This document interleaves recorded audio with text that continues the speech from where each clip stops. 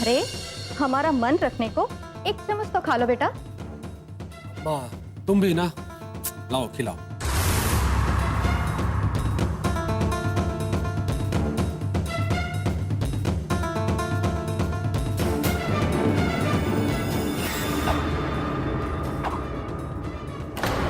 अरे जीजी, इसमें तो इलायची डली पड़ी है। अरे अब का कुछ खिलाने जा रही हो? हाँ? कमर तो इंसान के मुंह में गंगा जल डालोगी का? हमारी दादी जी ने हमें ये बताया था कि अगर कभी भी कुछ भी खाने से किसी को एलर्जी हो जाए, ये रस पिलाने से उसकी एलर्जी ठीक हो जाती है। अब हमें ये रस इनके मुंह में डालने दीजिए।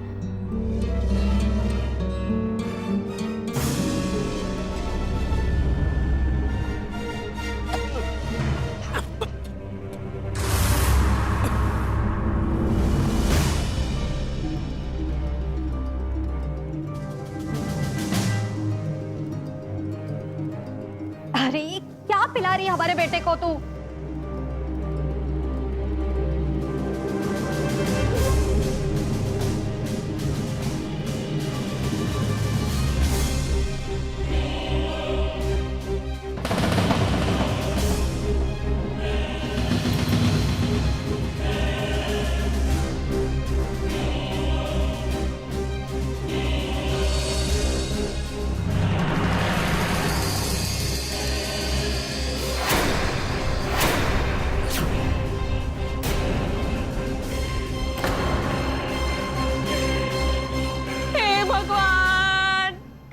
हमारे बेटे को अरे कौन सा जहर पिला दिया? बेचारे की जो बची कुची जान थी वो भी निकाल दी। ए जीजी, इसने तो हमारे घर के चिराग को मार ही डाला। हत्यारण कहीं की। ए गंगा मैया, ये कैसी बहू बेच दिया हमारे घर।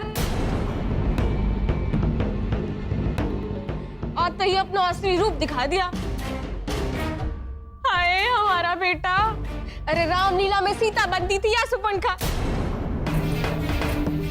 जीजा जी कहाँ से उठा लाए इस चुड़ैल को? बेचारा हमारा बेटा थोड़ी देर पहले कैसे हंस रहा था, बोल रहा था, और अब देखो कैसे मुर्दे की तरह पड़ा हुआ है। हाय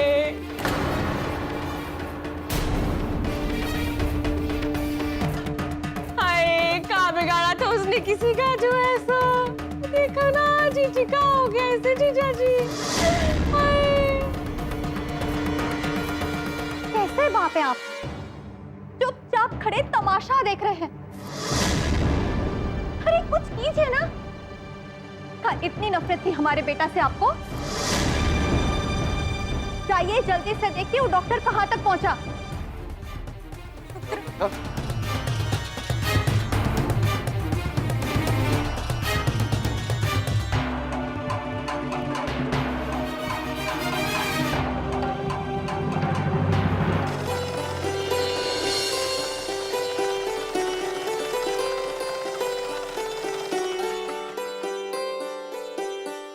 हरी, तुम अपने आप को कितना भी कठोर कर लो, लेकिन ये तो नहीं कह सकते कि तुम सिया के बाप नहीं हो। देखो एक ना एक दिन तो उसकी शादी होनी थी, उसे पराए घर जाना ही था। और फिर बेटियां तो पराई होती है ना। दुनिया में हर इंसान को कोई ना कोई काम जिम्मेदारी दी जाती है और वो हमें पूरी करनी पड़ती है। अब सिया की शादी की ये पग फेरे की रस्म रह गई है, वो हमें पूरी करनी पड़ेगी ना, इसलिए तुम्हें जाना पड़ेगा बेटा वहाँ। माँ, मैंने आज तक आपकी हमेशा हर बात मानी, कभी कोई बात नहीं टाली। आपका हर हुक्म अपने सर आंखों पर रखा है। लेकिन इस बार नहीं, मैं ये नहीं कर सकता। मैं सिया को लेने उस घर में कभी नहीं जाऊंगा। तो तुम्हारा कहने का ये मतलब है कि सिया से तुम्हारा कोई रिश्ता नहीं है। आज जब वो जिंदगी के इस पड़ाव पर आकर खड़ी है जहाँ उसे हमारी जरूरत है, तुम कहते हो कि हम उसका साथ छोड़ दें? क्या पता उस पर क्या बीत रही उसके ससुराल में, वो लोग कैसा बर्ताव कर रहे हैं उसके साथ। नहीं हरी, इस वक्त उसे हमारी जरूरत है, हमारा साथ चाहिए उसे ये एहसास दिलाना है कि हम हैं उसके साथ। वो किसी चीज के लिए डरे नहीं, घबराए नहीं। देखो बेटा, हमें उसकी कमजोरी नहीं बनना है, उसकी ताकत बनना है। मुझे अच्छी तरह से याद है, जब उसे एक छींक भी आती थी ना, तो पूरी रात तुम उसके पास बैठे रहते थे। पर अचानक तुम इतने कठोर हो गए, कैसे? नहीं, देखो बेटा, हमने तुम्हें जन्म दिया है, तुम हमारे बेटे हो, इतने कठोर नहीं हो सकते। ये संस्कार नहीं दिए हमने तुम्हें। देखो हरी, देखो इधर, हमें पता है कि तुम्हारे मन में क्या चल रहा है। तुम अंदर से टूट गए हो। तुम्हें ये डर लग रहा है कि पता नहीं तुम्हारी बेटी के साथ क्या हो रहा होगा, क्या सुलूक कर रहे होंगे वो लोग।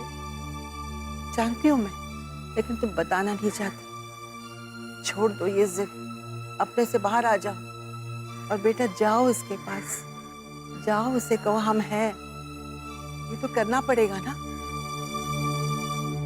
और जानते हो, आज वो जिस हालत में है वो हमारी वजह से।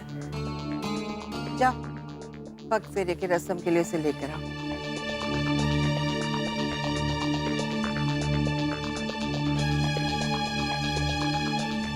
पापा, दादी सही कह रही है, सिया दी को रस्म के लिए ले आई है ना। उनके बिना घर सुना सुना सा लग रहा है, सब अपने में ही गुमसुम है।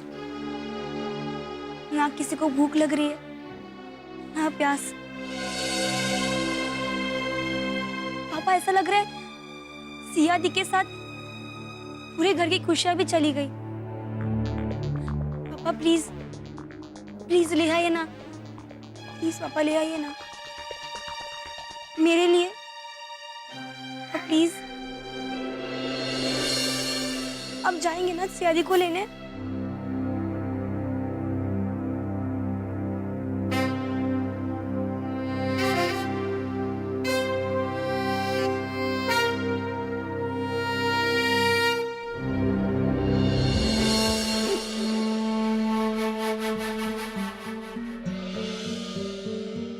He is okay now.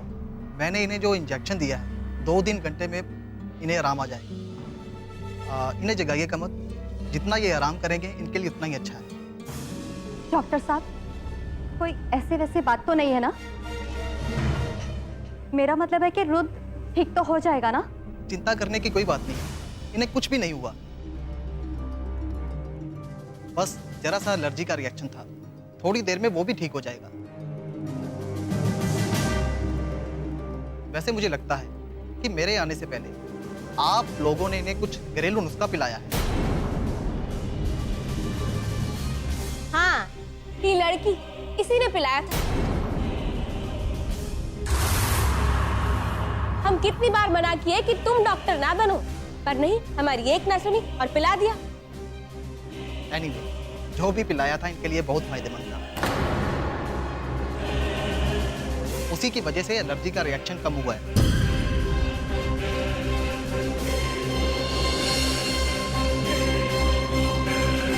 वरना जिस तरह से एलर्जी ने अटैक किया था, इनकी सांस की नली पूरी तरह से जाम हो सकती थी।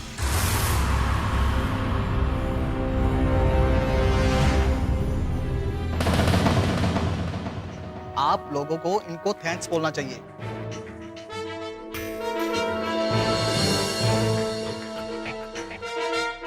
ओके दिनसा जी, कुछ भी प्रॉब्लम हो तो मुझे फोन कर दीजिएगा।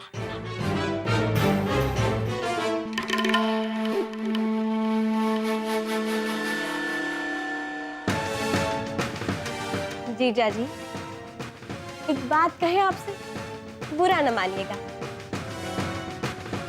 देखिए, वैसे तो आपके घर का मामला है और हम ठहरे बाहर वाले, पर रुद्र भी तो हमारे बेटे जैसा ही है, इसीलिए कह रहे हैं। और ये लड़की ना रुद्र के लिए ना इस घर के लिए, दोनों के लिए ठीक ना है। इसीलिए कहती हूँ, इसे जहां से लाए हैं ना, वही वापस छोड़ाइए। हाँ। तनिक सोचिए जीजा जी, आज इसने रुद्र की जान लेने की कोशिश की, कल को वो मेरी, आपकी, जीजी की और कौशिक की जान लेने की कोशिश करेगी। हाँ जीजा जी, जब तक ये लड़की इस घर में है ना, तब तक हम किसी की भी जान सुरक्षित ना है जो है। इसीलिए कहती हूँ, ये लड़की को घर से बाहर का रास्ता दिखाइए जो है सो। ये सब कैसे हुआ बेटा? पापा जी, हमें कुछ भी नहीं पता। हमारा यकीन कीजिए, हमको माँ जी ने बताया था कि इन्हें इलायची से एलर्जी है, पर कसम से हमने इलायची नहीं डाली। और अगर हमारे मन में इनके लिए कुछ भी गलत होता, हमें तुलसी का रस क्यों लेकर आते?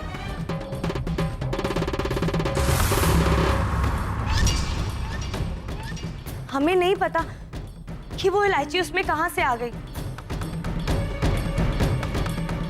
पर आज जो कुछ भी हुआ, हम उसके लिए खुद को जिम्मेदार मानते हैं और हम आप सबसे माफी मांगते हैं। सारी लड़की, अब दाल ना गली तो माफी मांगने का नाटक कर रही हो। जीजा जी, हम आपको कह देते हैं, इसकी चिकनी चुपड़ी बातों में ना आइएगा। ये बहुत नाटक करना जानती है, बड़ी कलाकार जो है, रामलीला में इतने सालों से काम जो करती थी। हम कह देते हैं आपको, आप इस लड़की को ना तुरंत इस घर से रफा दफा कीजिए। हाँ, तुमने सही कहा था फुलवा रानी, कि तुम्हें इस घर के मामले में बोलने का कोई हक नहीं है। पर एक बात अपने कान खोलकर सुन लो, यह इस घर की बहू है, ये घर उसका है। और रही बात इस पर भरोसे की, तो मुझे सिया पर पूरा भरोसा है, इसलिए ये कहीं नहीं जाएगी। जो है सो। तुम्हारे जी बिल्कुल सही कह रहे हैं, हमें भी बहू पे पूरा विश्वास है। अब तो भगवान से बस इतनी सी प्रार्थना है कि रुद्र जल्दी से जल्दी अच्छा हो जाए।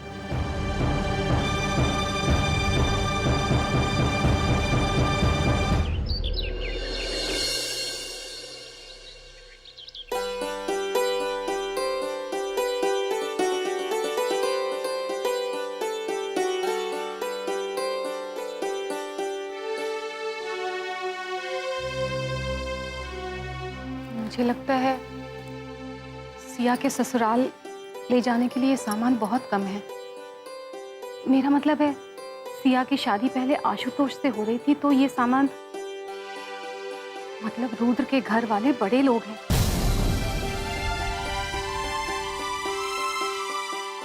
ये छोटे मोटे तोहफे देखकर कहीं पता नहीं वो हमारे बारे में क्या सोचेंगे। कहीं उन लोगों ने ये भेंट स्वीकार नहीं किया तो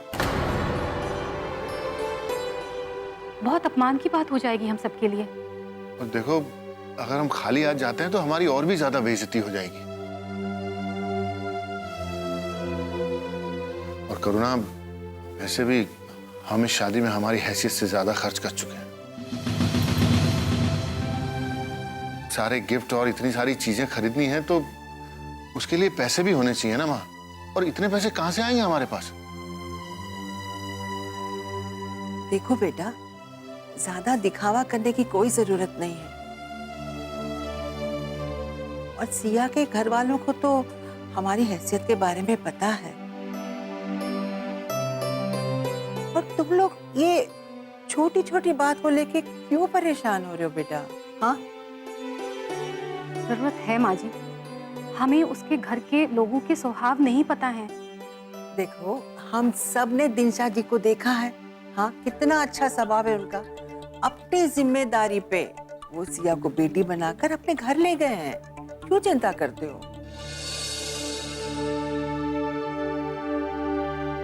देखिए माँ जी, ये बात किसी से छुपी नहीं है कि घर की बागडोर हमेशा औरत के हाथ में होती है। और फिर समधी जी कौन सा हमारी बेटी के साथ हर वक्त रहेंगे? वो अपने काम के चक्कर में बाहर भी तो जाएंगे ना। उस वक्त तो हमारी बेटी अकेली पड़ जाएगी।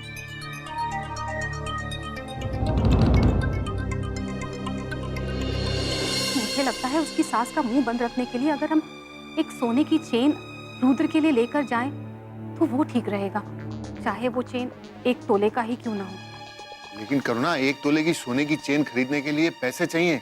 अब क्या मैं लोगों से उधार मांगू पैसे?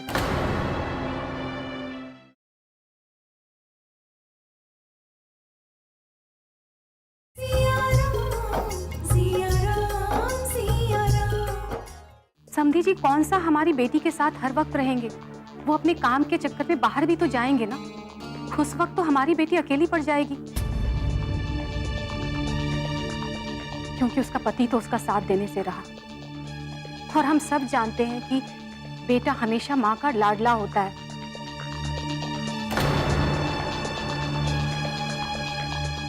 तो जाहिर सी बात है कि सिया की सास अपने बेटे का ही साथ देगी ना। हमारी बेटी को 2 बात सुनाने का कोई मौका नहीं छोड़ेगी। मुझे लगता है उसकी सास का मुंह बंद रखने के लिए अगर हम एक सोने की चेन रुद्र के लिए लेकर जाएं तो वो ठीक रहेगा, चाहे वो चेन 1 तोले का ही क्यों ना हो। लेकिन करुणा, 1 तोले की सोने की चेन खरीदने के लिए पैसे चाहिए। अब क्या मैं लोगों से उधार मांगू पैसे?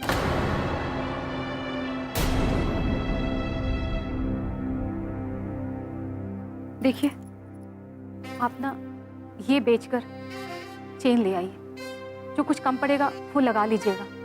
करुणा, अरे नहीं बहू, नहीं, ये ठीक नहीं है। अपनी चूड़ी बेचकर दामाद जी के लिए चेन नहीं लेना, रख दो इसे। माँ जी, माँ बाप का सब कुछ बच्चों का ही होता है, ये आपने ही सिखाया है ना।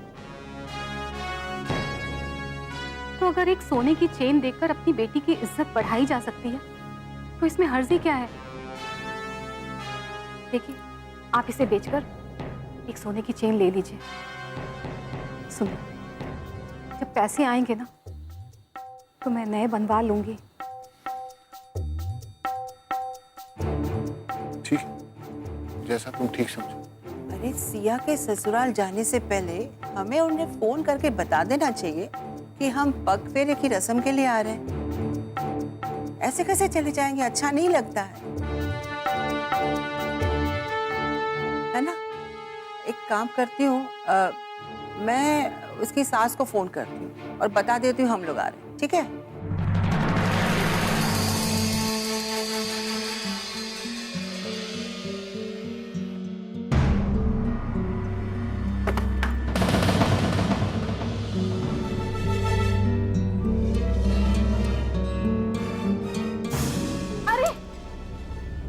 जी, अब पछताने से होत का?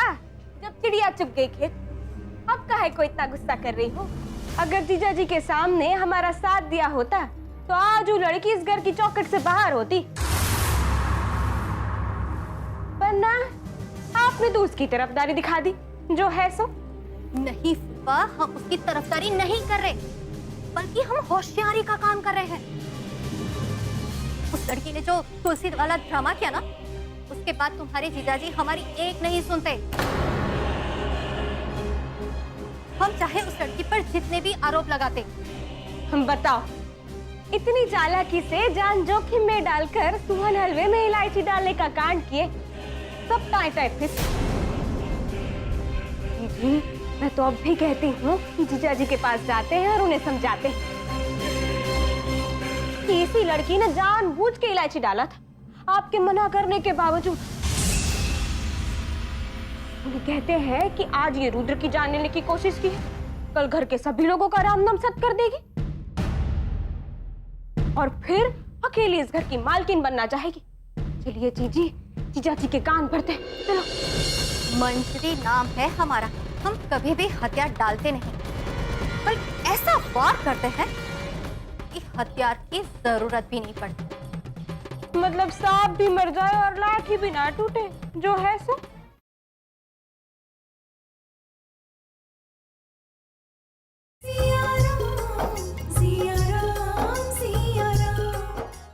नहीं फुलवा, पिछली लड़ाई सब खत्म। मतलब आपने हार मान ली, हथियार डाल दिए। चलो फुलवा रानी, तीर्थ यात्रा जाने की तैयारी करते हैं।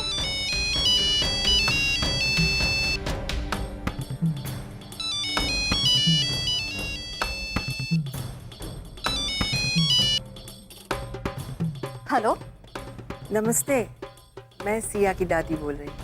अरे नमस्ते नमस्ते, हम सिया की सास बोल रहे हैं। आप बिल्कुल भी सिया की चिंता मत कीजिए, आपकी बेटी यहाँ बहुत अच्छे से है। नहीं, बिल्कुल हमें कोई शक नहीं है। जब आपकी छत्र छाया में है तो फिर किस बात की फिक्र। अच्छा बहन जी, हमने इसलिए फोन किया था कि पग फेरे की रस्म के लिए हम उसे लेने आना चाहते थे। तो जैसे आप कहें, अगर आपको कोई विपत्ति ना हो तो। अरे नहीं नहीं, हमें क्या समस्या होगी? अरे वो पहले आपकी बेटी है, बाद में हमारी बहू है। जब चाहे निभा ले जाए। जी ठीक है। लेकिन एक समस्या है। क्या? वो क्या है ना कि आज हमारे घर में बहू की मुंह दिखाई की रस्म है, तो उसके बाद आप जब चाहे निभा ले जाए। ठीक है, बिल्कुल ठीक है, जैसा आप कहें। जी नमस्ते।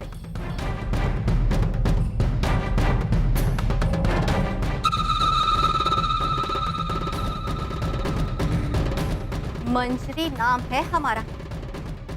हम कभी भी हथियार डालते नहीं।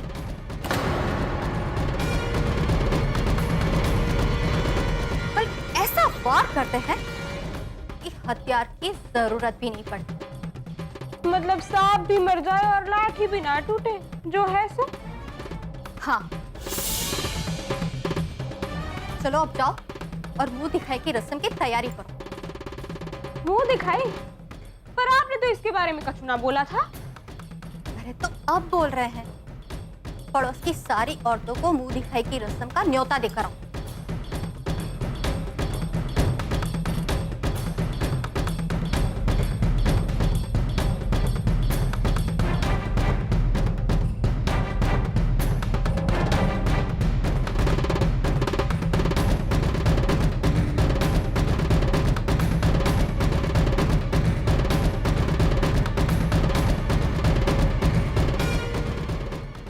साड़ी में हमारी बहू बहुत सुंदर दिखेगी ना, एकदम चांद का टुकड़ा।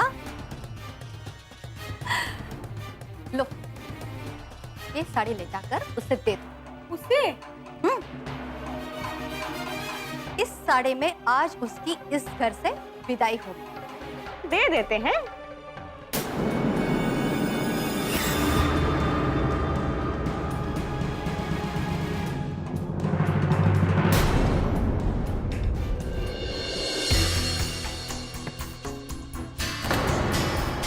अब जरूर हमारी भाभी होंगी। वैसे ऊपर वाले को तुम जैसी खूबसूरत लड़की को हमारे लिए बनाना चाहिए। रुद्र भैया सच में बहुत लकी निकले। काश हम बड़े होते और रुद्र भैया छोटे, तो हम तुम्हारे